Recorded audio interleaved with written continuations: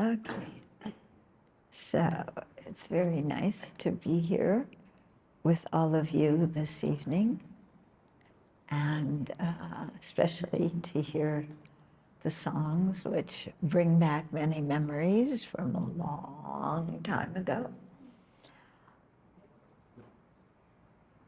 And today it's a book launch that Poh Ming Tse is doing very kindly with this book called Courageous Compassion. And I'm in the middle of doing a 10-volume series of books, starting from kind of the beginning, going up to the end of the path. And the whole series is called The Library of Wisdom and Compassion. And so each year of the last several years I've been here, Poh Ming Tse has very kindly sponsored a book launch. And so this year we're doing volume 6. So we've done 5 volumes before, and starting out on 6. So the first volume, Approaching the Buddhist Path, was kind of an introduction, the way His Holiness, the Dalai Lama, because we co-authored the books, the way he often starts talks when he's speaking in the West. So he explains the 2 truths and the 4 truths and, for all these kinds of things, and compassion. The 2 truths and the 4 truths can be very difficult topics, but His Holiness always starts out that way. And some of the new people are going, okay, what's he talking about? And then in the same Dharma talk, he'll go and talk about compassion and having a kind heart, which everybody can identify with. Yeah, and so in the book, sometimes the topics are like that. There's some things that are difficult, and then if you keep reading, you'll get to topics that are a little bit easier. Because the Dalai Lama doesn't shy away from the difficult topics. He always tells us that we shouldn't be like an old person who just chews the soft things and spits out the hard ones, So we should, when we have difficult to understand teachings, hard topics, we should chew on them. Not literally, please, but, think about them. And because every time we do, we're making ourselves a little bit more familiar with these topics. If we skip over the hard topics, then we never get anywhere, with them. Then the second volume is called Practicing the Buddhist Path. No, The Foundation of the Buddhist Path. Yeah, I can't remember the titles of my own books. I usually think of the title at the end after the book is written. Yeah. Anyway, so that book then goes into more depth about, it talks about logic and how important it is to use logic when we're learning Buddhism. In other words, not just to hear teachings and say, my teacher said it, it must be true, but to actually sit down and think about it and follow the logic that is proving a topic, and for ourselves really think about it and see if things make sense. And then also to try them out in meditation, and then through our own experience, through our own thought processes, then we can see the validity in what the Buddha is teaching. Yeah, so he always recommends us to think about things and test them, not just to be a blind believer. Why? Because if you blindly believe and you say, well, the Buddha said it, okay, that's true, even though I don't understand it, then if you have that attitude, then the next person who comes along and teaches you something completely different, then you're going to say, oh yeah, that teacher said that, I believe it, and and then all of a sudden you're switching paths. Yeah, and that doesn't establish a good foundation to really advance as in our practice. Yeah. So investigation is important. Also, in foundation of the Buddhist practice, we talk about the spiritual mentor, how to choose a spiritual mentor, because that's important. In other words, we don't just come to someone's teaching and say, oh, they're my teacher. Oh.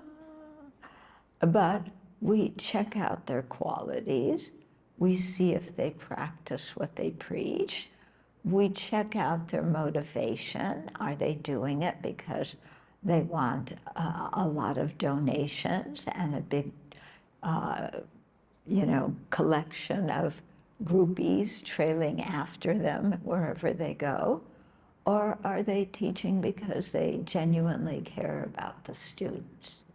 So again, that's for us to think about and decide. And then that volume also talks a lot about karma. It talks about precious human life and death. And then it goes into karma. The usual order in the Lamrim is that after you talk about precious human life and death, then we talk about the possibility of being born in unfortunate realms, and then we go into taking refuge. But nowadays, people want to understand karma, because after death, what we get reborn as depends on our karma. Yeah, it's not pot luck. It's not by accident. Yeah, but we are creating now the causes for what we will be reborn as. So there's a lot of discussion in that volume about karma, different kinds of karma, what makes a complete action, individual karma, collective karma, karma that ripens in this life, in the very next life, in some life after that. So there's lots of discussion, and it's in that volume. Then with volume 3, we go into, what do we go into? Volume 3, the first 2 of the 4 truths. So the truth of dukkha often being translated as suffering, but that is a very bad translation, okay? It actually means unsatisfactory. In other words, our lives in samsara, our lives in this cycle of rebirth, are unsatisfactory. So he talks a lot about that and why it's unsatisfactory. And this is really important to think about, because only by seeing the faults of our present state of existence will we want to go beyond that. Will we want to create the causes for nirvana, for full awakening? Yeah. So lots of people, when they come to Buddhism, they want to hear about light and love and bliss. They don't want to hear about anything like suffering. Okay, so, but the Buddha said, if in order to get to see the problems in our present existence, and know that we can get out of them and have a better kind of existence, we have to be willing to look at the unsatisfactory things in our life, not so we can get depressed, not so we can complain about them, but so that we can develop the strong renunciation of these unsatisfactory things. And that is the first step in going towards awakening. Okay, so that's quite important. And then, so it talks about, you know, the first truth, the truth of dukkha, or unsatisfactoriness. And then volume 3 also talks about the truth of the origin, in other words, what causes our present state. And so there it goes into a lot about our afflictions. Okay, so our afflictions are wrong states of mind, wrong in the sense that they are not seeing the object correctly, but are seeing the object in a distorted way. Okay, and from there, that motivates us to to act, and we create karma. Okay, so a lot of our disturbing emotions come in that category of afflictions. Okay, like anger, clinging attachment, jealousy, arrogance, these kind of things. Yeah. But it's really interesting because all these afflictions, like I just said, they do not understand the object they're apprehending correctly. They're distorted states of mind. But when you're angry, do you think that you have a distorted state of mind? No. Yeah, when I'm angry, I'm right. Yeah.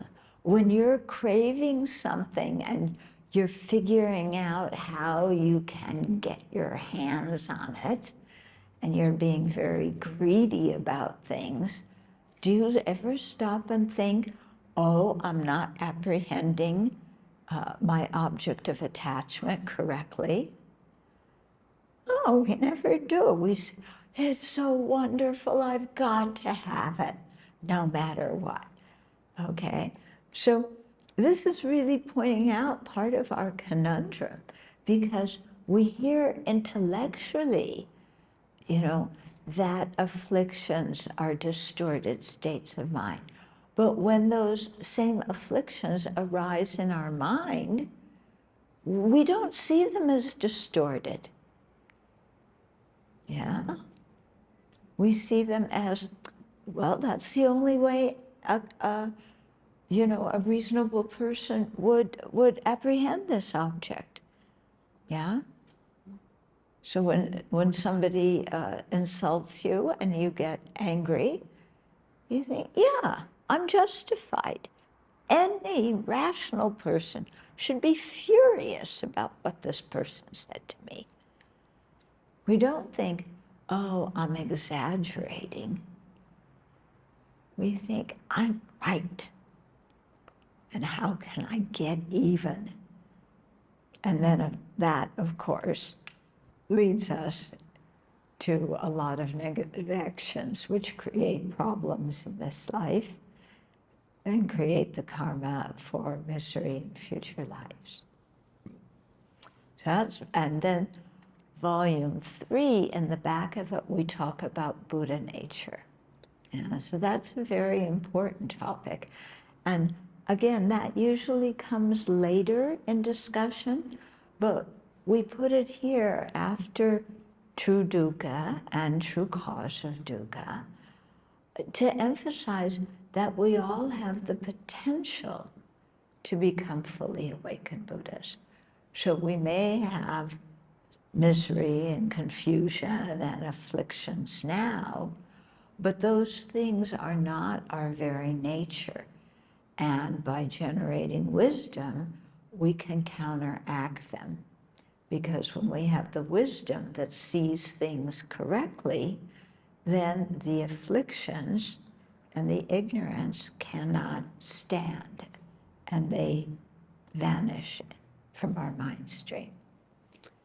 Okay? So you have to go through meditating on the disadvantages of samsara and the afflictions to then see, oh, I can eliminate them. So understanding Buddha nature is very important. If we just think, oh, I have afflictions, I'm caught in samsara, woe is me, then we're not going to try to get out of our situation. But if we think that, oh, the ultimate nature of my mind is something pure. Yeah? If I realize that, then I can counteract the afflictions and the ignorance. And so that gives us a lot of encouragement. So that's why we put that at the end of Volume 3. Volume 4, okay, then gets into, well, how are you going to practice to eliminate the afflictions and the ignorance? Okay, so one element that we need is serenity or shamatha. We need to be able to concentrate our mind. Okay, so concentration sounds great, but we sit down to watch our breath, and maybe we get as far as 2 breaths, and then our mind starts wandering to something else. Yeah, this is quite common, isn't it? Yeah, and then before long, we've been wondering about who knows what, and then the bell rings, and it's like, oh, what was I doing during the whole meditation session? Yeah. So the beginning part of chapter 4 goes into a lot of details about how to generate concentration. Yeah. And we need to, again, all the steps on the path, we need to have a lot of joyous effort in following the instructions, doing the practice. If we have the expectation that we're going to sit down and we're just going to read about how to generate concentration and then it will magically appear in our minds, we're going to be disappointed. Okay? If we think that, okay, I read it and then I practice it, but I do that for a week or maybe a month or maybe a year, and I should have perfect concentration after that long, again, we're going to be disappointed. Okay? So it really takes effort, not tight pushing effort, but enthusiastic effort, and really sticking to it. Yeah, and this is, something in it that I see nowadays, especially with our push button. Well, now you don't even have to push a button; you just click. Okay. When I used to talk about it, I say push button, but now it's click. Okay? And we usually think, everything is available. All I have to do is click. I open the computer, I Google, whatever thing you happen to be looking for. We were looking for artificial plants for the altar in the Buddha hall, not just any artificial plants, but ones that are about this big with a round pom-pom of leaves at the top. We wanted something specific. All you do is go online and you Google it and there it is. Yeah. And then you just, you don't have to give them any money. You don't even have to show your credit card. You just push a bunch of numbers, and they tell you it'll arrive at your home in a week or in 2 days. Yeah. So we're used to having fast results, but the path to awakening isn't accomplished like that. Yeah. It's a process of becoming familiar with something that until now we haven't even thought about. So to become familiar, it is going to take time and repetition. Yeah, but it's very worthwhile. So with volume 4, it starts out with concentration, and then it goes into insight. And here we talk about the 37 harmonies with awakening. Yeah, and that starts out with the 4 establishments of mindfulness. So there's a big explanation about that. And those are really wonderful, the four establishments of mindfulness. Yeah, because you really become mindful and observe very closely with wisdom your body, your feelings, your mind, and then other phenomena such as different mental states, mental factors. So nowadays, mindfulness is the big craze, isn't it? Everywhere you go, it's mindfulness this, mindful eating, mindful losing weight, mindful bicycle riding, mindful getting in the MRT. It's, it's like this. But the kind of mindfulness that is being taught widely now is very different than the mindfulness that the Buddha taught. Yeah, because what the Buddha is taught, really looking at what our body is. Yeah, what is this body? Because we spend an awful lot of time pampering this body, don't we?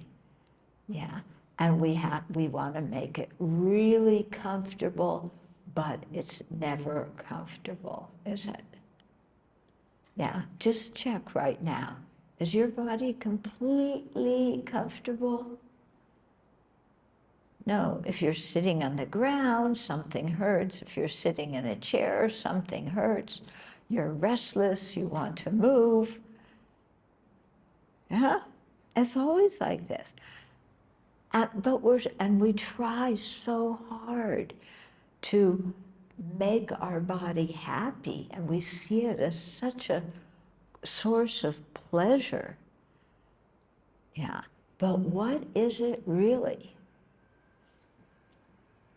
Yeah, if you could unzip your body, your skin, and open it up, what do you see? Is that beautiful inside? Yeah, when you say to somebody, oh, I love you, you're so good looking, does that mean you love their intestines? Does that mean that, their spleen is just incredibly sexy? What are you attracted to? And what are we so attached to in our own body?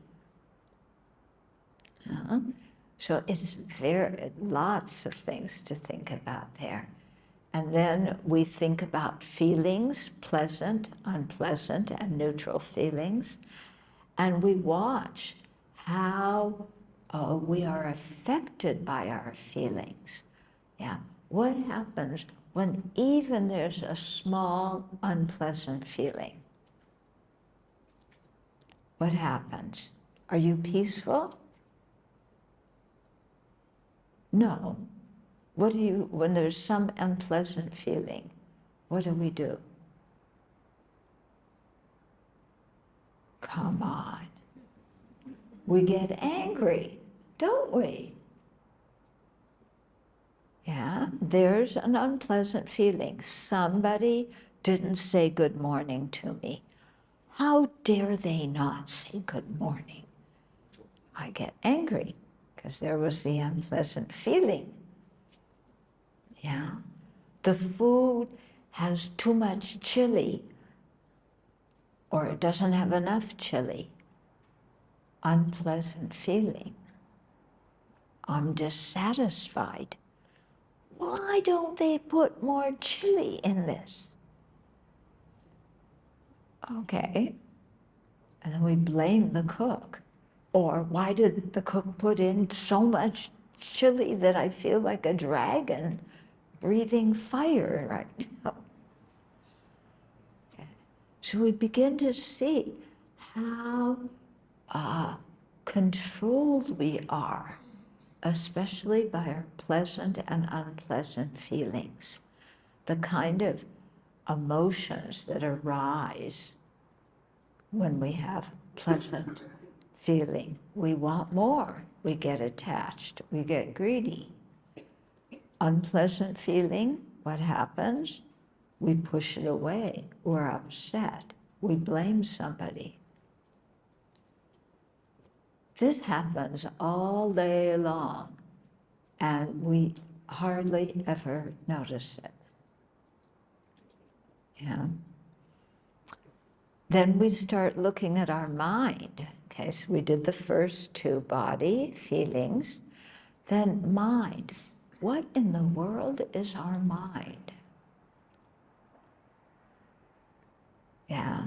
Where is your mind?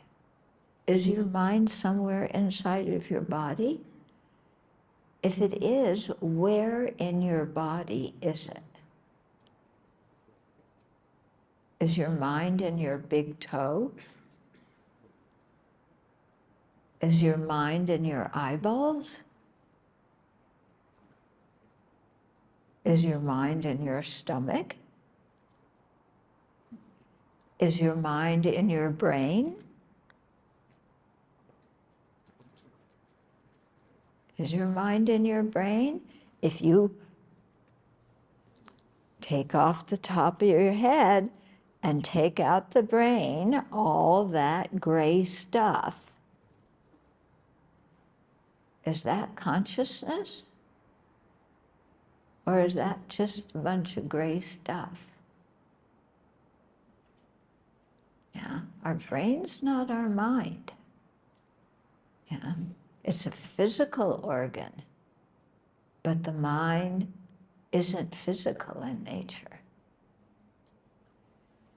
Okay, so really being mindful of that. And then mindful of phenomena, all the other mental states. You know, which mental states are virtuous and make my mind, uplift my mind and help me to approach Buddhahood? And which mental factors are non-virtuous and just make my mind upset? Okay, so these are the four establishments of mindfulness, and they're really a wonderful, wonderful practice. At the Abbey where I live, we do like a 3-month retreat just on that topic. Okay, then volume 5, okay, volume 4 was called, what was it called? Following in the Buddha's Footsteps. So it teaches about concentration and then insight. Then volume 5 is called In Praise of Great Compassion. And so that talks about generating love, compassion, joy, equanimity, and it gives actual methods of meditation for how to cultivate compassion and love and so forth. Yeah, because I don't know about you, but ever since I was a little kid, I always heard, love thy neighbor as thyself. But when I looked around, I didn't see anybody who did that. Yeah? People loved their friends and their relatives, but they didn't love everybody. And they had compassion for their friends and relatives, but not for everybody. Yeah? And I thought the idea of impartial love and compassion, that would be so wonderful to have that kind of mental state. But I didn't know how to create it. You can't just sit there and say, I will have compassion, I will have compassion, I will be kind, I will be kind. Just saying that doesn't make you feel that. Yeah. You have to know how to think so that your mind actually transforms. Yeah. And so in Tibetan Buddhism, they have two main ways of generating what we call bodhicitta, which is the altruistic intention to become a Buddha for the benefit of sentient beings. So one way is called the 7-point cause and effect method. And here we think about how all living beings in the past have been our mothers. They've been kind to us as our mothers, just as our present mom has been kind to us. And, and then having an attitude that wants to repay their kindness to us, seeing them as lovable, generating compassion, and then having a very strong resolve to not just have compassion, but since compassion wants living beings to be free of suffering and its causes, just having the mind of compassion is good, but we want to have a great resolve to actually generate it and to act with compassion towards other people. Okay, so that goes from there into generating bodhicitta. So that's one way of doing it. Another way was taught by the great 8th century Indian sage Shantideva, and he talked about, I like his method better, to tell you the truth, because it's more direct, yeah. But he starts you out with, why do you think you're more important than others? Yeah, because we all think we're more important than other living beings. And he says, what good reason do you have for thinking you're more important than everybody else? Because everybody equally wants happiness. Everybody equally wants to be free of suffering. Yeah.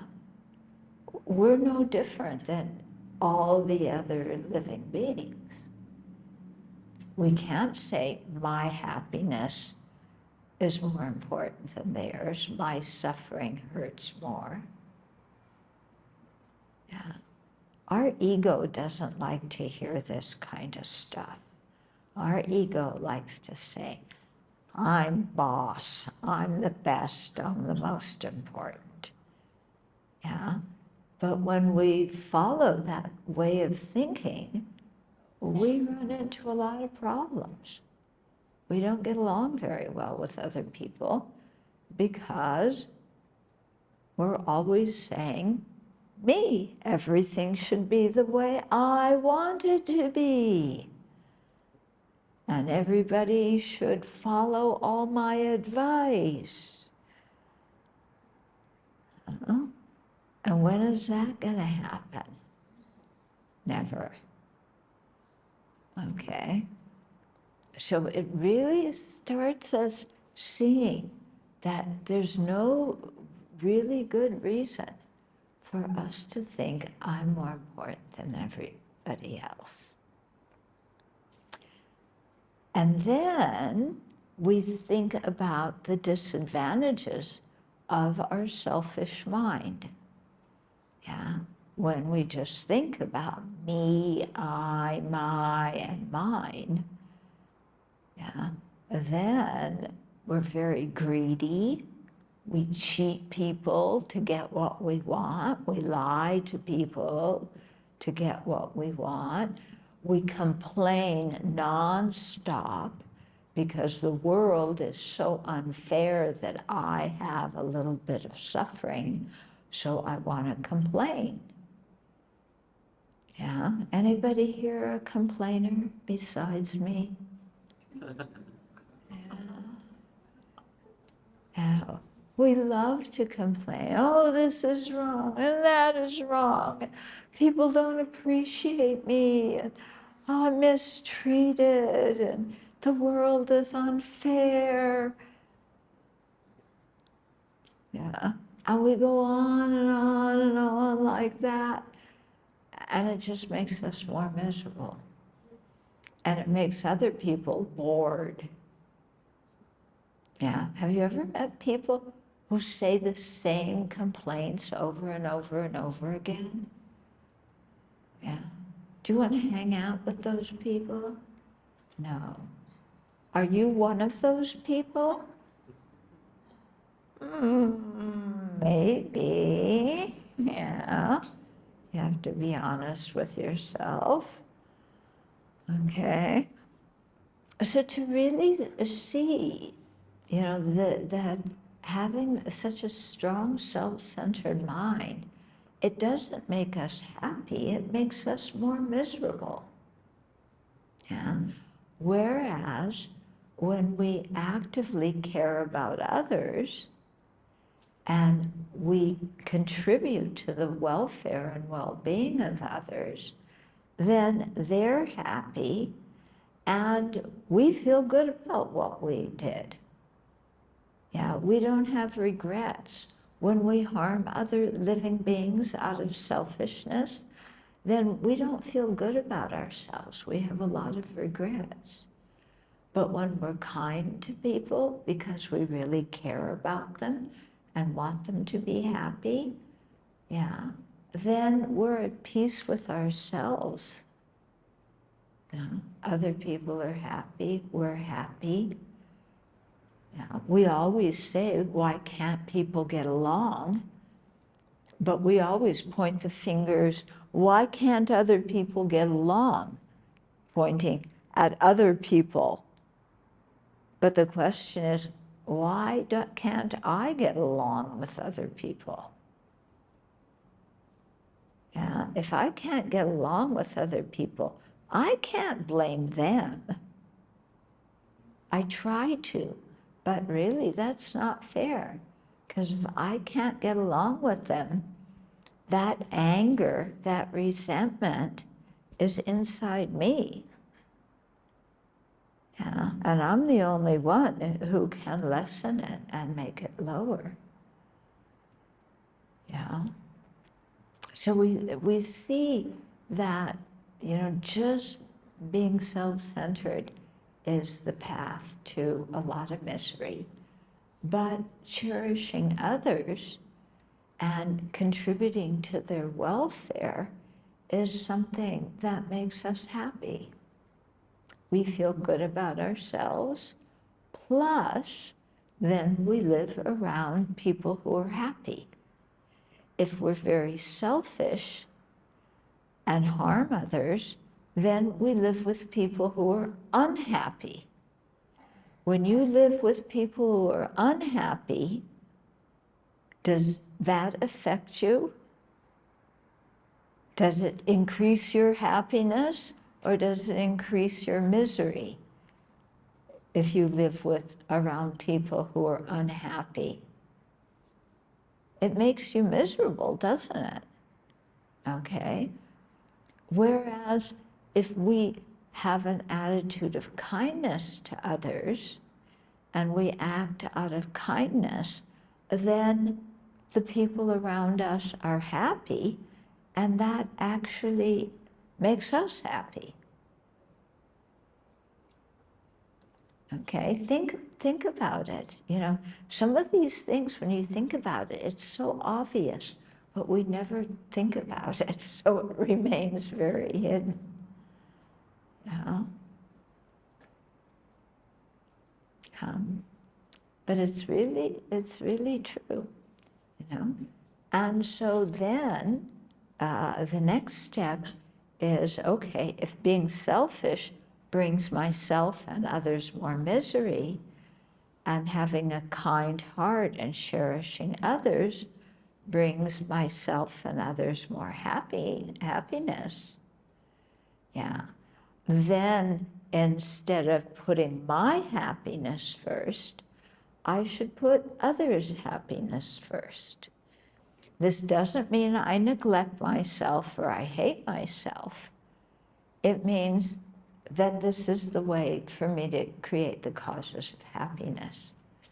So the Dalai Lama often says, if you want to be selfish, if you really want to be selfish and just look out for your own happiness, the way to do it is to cherish others. Yeah, why? Because when we cherish others, we feel good about ourselves, and we also live with happy people. Yeah? Okay, so volume 5 is all about, you know, creating these positive emotions that culminate in bodhicitta, making the very firm aspiration to attain full Buddhahood for the benefit of others. Okay. Then, okay, so that's 5 volumes. Volume 6, da, da, da, da, da, da. Okay, volume 6, on the cover is Tara. Okay, well, let me start with volume 5. Volume 5 on the cover is Kuan Yin. Okay, or Tibetan name Chenrezig, Sanskrit name Avalokiteshvara. Okay, so it makes sense that Kuan Yin is on the cover of a book about compassion, doesn't it? So Aryatara is on the book about courageous compassion. Okay, how to act with compassion. What are the bodhisattva practices that we need to engage in order to become a fully awakened Buddha? Okay, and here's where we have the perfections or the paramitas. Now I need to just pause here for a minute because there's something I forgot to say in the beginning, which is this whole series of wisdom and compassion. The teachings are mainly from the Sanskrit tradition, which includes Chinese Buddhism and Tibetan Buddhism. But the Dalai Lama was very explicit that he also wants the teachings from the Pali tradition, in other words, the Theravada tradition, included in the book. So this was very interesting for me because I had to learn more about Chinese Buddhism, and I had to learn more about the Pali tradition. Yeah, I have friends who, you know, who are Chinese monastics, and I have friends who are Theravada monastics, to really learn more about their practices. It was very interesting. So what I discovered is on the Theravada path, yeah, there are teachings for how to become a Buddha. Usually, yeah, they say the Theravada practice will lead you to arhatship. But, yeah, Bhikkhu Bodhi, one very excellent Theravada monk, who's very knowledgeable, he turned me on to one text by Dharmapala, who was one of the great sages, along with Buddhaghosa, in the Theravada tradition. And he showed me this text, and it talks about, you know, what the bodhisattva practices are. Yeah. And most people don't know that. Yeah. So I didn't know it before, so I was quite excited to find this out. And then to compare the practices for the bodhisattvas in the Theravada tradition and the Sanskrit tradition. Yeah. And many of them are exactly the same, and others have different names, but if you study what they are, then they're similar to the ones in the other tradition. Yeah, it's quite amazing and actually very inspiring. So let me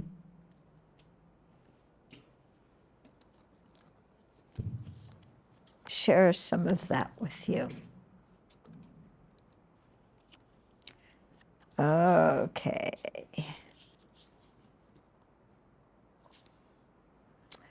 Okay, so in the Sanskrit tradition, we usually talk about 6 paramitas, but there's actually 10, and the last 4 are subsumed in the 6th. Okay, so it starts out with generosity, ethical conduct, fortitude. Some people translate that one as patience, but I don't think that's such a good translation.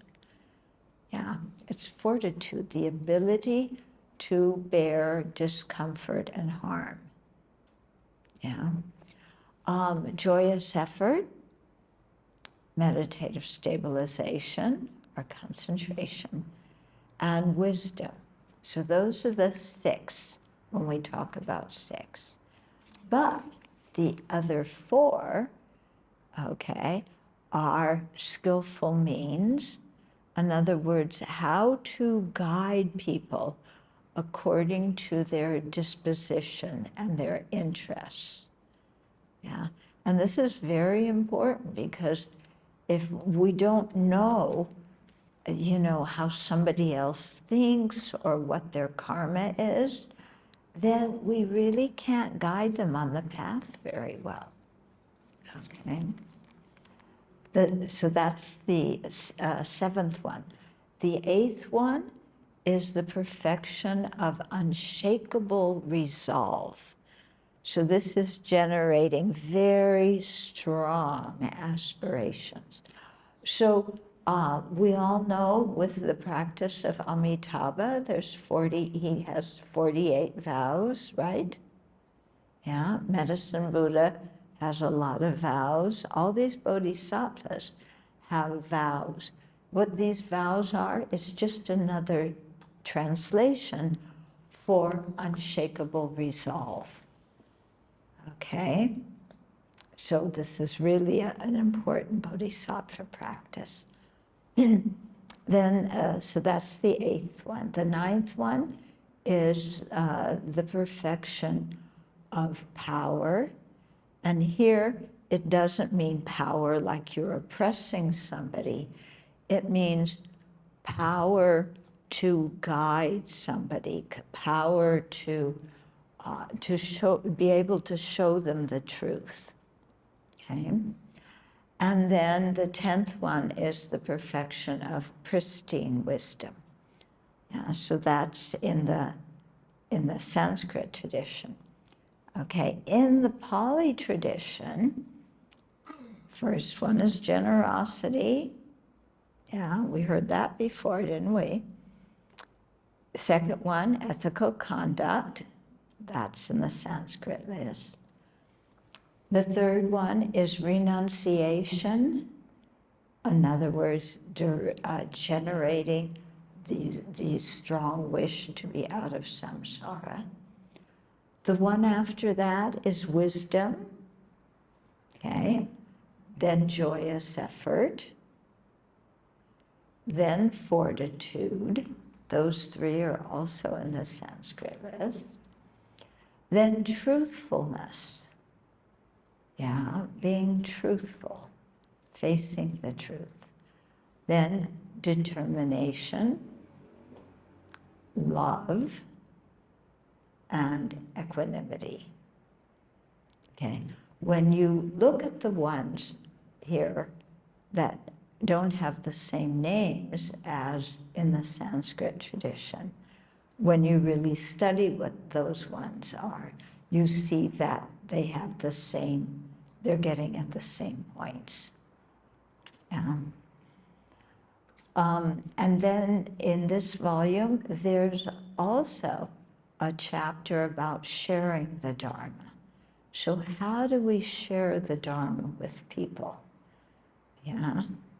We don't stand on street corners giving out flyers. Yeah. We don't promise people, that they're going to make a lot of money if they come to a temple, because we'll teach them the way to make money, or because once they worship the Buddha, they will be rich. Buddhism doesn't make false proclamations like that.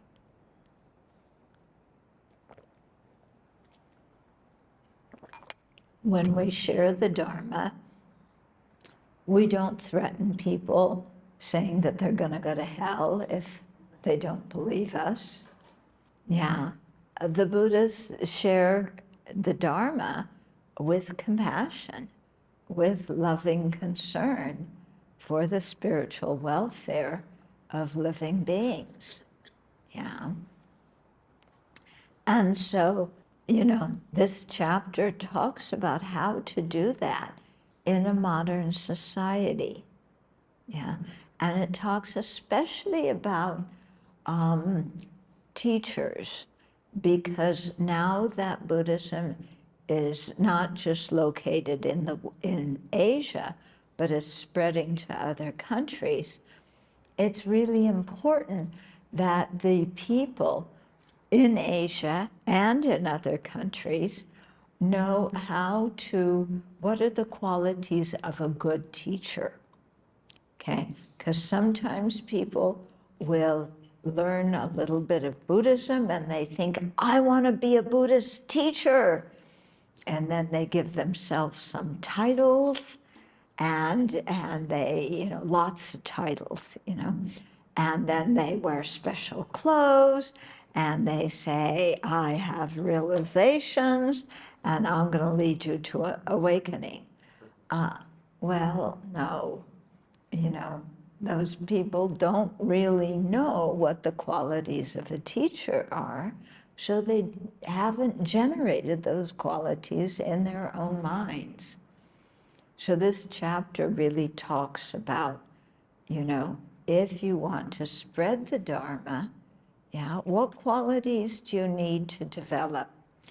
Okay, that doesn't mean that everybody has to be a teacher. There's many ways to spread the Dharma where we don't have to have lots and lots of excellent qualities. We can be kind of good enough. Yeah. For example, when your friends have problems and they ask you for help and for advice, lots of times what you can do is share with them some of the Buddha's teachings, because those teachings have nothing to do with theology and they're just basically common sense. Like when the Buddha teaches how to handle anger, okay? Yeah, Buddhaghosa in the Theravada tradition, he taught a lot about that. Shantideva in the Sanskrit tradition taught a lot about that. And what's interesting is a lot of what they said is exactly the same. Okay, and you know, if we can learn that, then when we have problems, we apply it to our own minds. And when our friends have problems, we can give them some of these tips for how to calm their own minds so they don't get, you know, so upset and angry. Yeah, so that's nice to be able to do, and that's a really good way to share the Dharma. Yeah. And I always, you know, because people so often say, how, you know, this is especially from young people, you know, they've heard about the Dharma, they like the Dharma, they love their parents, they want their parents to learn about the Dharma, but they say, how do I get my parents interested in the Dharma so that they'll come hear teachings? And I tell them, when you go home, take out the garbage. They may like, what? What does taking out the garbage have to do with getting my parents interested in the Buddhist teachings? It has a lot to do with it, okay? Because your parents are going to think, wow, for 40 years, I've been trying to get my son to take out the garbage. And finally, he went to one Buddhist teaching and he took out the garbage. Wow, Buddhism is great. Yeah? Because for 40 years, they've wanted you to help around the house and you haven't done it. Yeah, you come and have some teachings, and then you start thinking, oh, I want to benefit others. How can I benefit my parents? I can take out the garbage. Yeah, and you take it out without being asked. And your mother almost has a heart attack. She's so surprised. You know, what? But the point is that your actions speak louder than your words. So if you show a good example, people will wonder what you're doing. Yeah. One of the, when I was teaching in Seattle, one lady had a bright red hair. And we usually kind of joke that people with red hair also have a hot temper. Well, she did. Yeah, she had red hair and she had a hot temper. And she had lupus, so she was in a wheelchair. So her colleagues at work used to call her Hellfire on Wheels. Yeah, that's the reputation she had with her colleagues. But she started listening to the Dharma and practicing it and changing her mind. And so she kept Dharma tapes at her desk, at her office. And one time, one of her colleagues came in and said, you know, I've really noticed that you've been changing and you're a much nicer person now. What are you doing? And she said, you know, I've been going to Buddhist teachings. And she said, you know, here are the recordings of what I've been listening to. And that guy got so interested in the Dharma that I think she had like over 100 recordings. He listened to all of them because he wanted to learn what is she doing, because he saw a change in her. Yeah. So, yeah, that's a good way to get people interested. That's the first part of volume 6. The second part talks about what we call the 3 vehicles and their fruits. So the 3 vehicles, the Shravaka or hearer vehicle, the solitary realizer vehicle, and then the bodhisattva or the Mahayana vehicle. Okay? And so each of these vehicles, the first 2, the Shravaka and solitary realizer, lead to arhatship, yeah, freedom from samsara. The bodhisattva vehicle, the Mahayana, leads to full awakening. And so all of these vehicles, they have outlines of what are the steps to get to the fruit. So in the Theravada vehicle, your steps are stream enterer, once returner, non-returner, and arhat. Okay, and then the 4 approachers to these 4 results. In the bodhisattva vehicle, you have 5 paths: path of accumulation, path of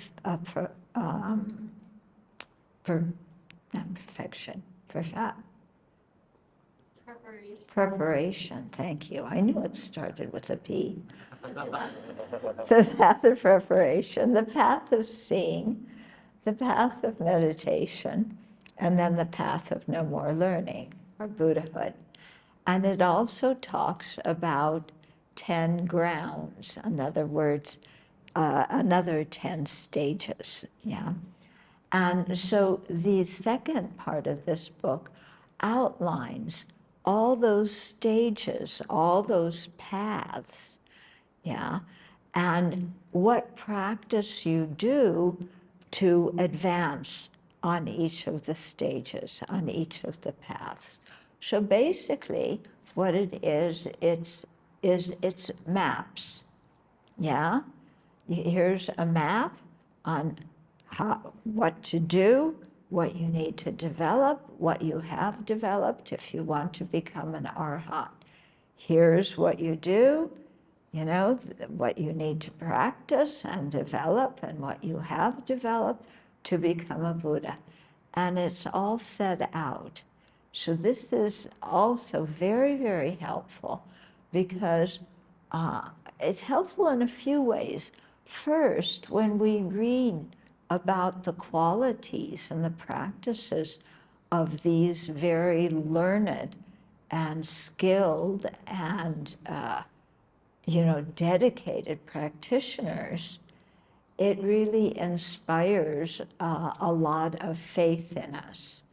And so then when we take refuge in the Sangha, yeah, the Sangha includes all these practitioners on the paths and the stages.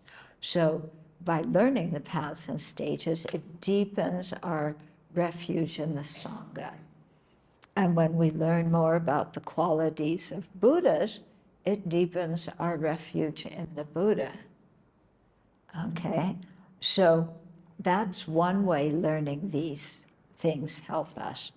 A second way learning these spiritual maps help us is that it inspires us to do these practices and thus to attain the results, the paths and stages of these practices. Yeah, and then when we start to do them, yeah, and as we gradually advance, and this advancement may take many lifetimes, many eons, but it doesn't matter because we're going in a good direction. Yeah. Then if we know what these paths and stages are, then we can check, how am I doing? Yeah. If by this path it means I have understood da da da da da da da, have I really understood these things or not? Do I really have this quality or not? So it helps us gauge, kind of what path or what stage we're on, which is very helpful because, spiritual practitioners are sometimes, they fall to getting very arrogant about their practice. And I've accomplished this and this and this. But, if you're starting to get arrogant and then you check the qualities of those paths and stages, it brings you back to ground, and you put your feet on the ground because you say, no, I can't really do that. Yeah, when people insult me, I still get mad. So I have some work to do on that one, or whatever it is, okay? So that's what this volume is about. And Tara is on the cover because she represents enthusiastic effort at practicing the path. She represents clearing away obstacles to accomplishing our spiritual wishes. So it's really appropriate to have her on the cover, because then when we do the Tara practice, at the same time as we're practicing all these paths and stages, then it really helps us. It gives us more impetus and energy.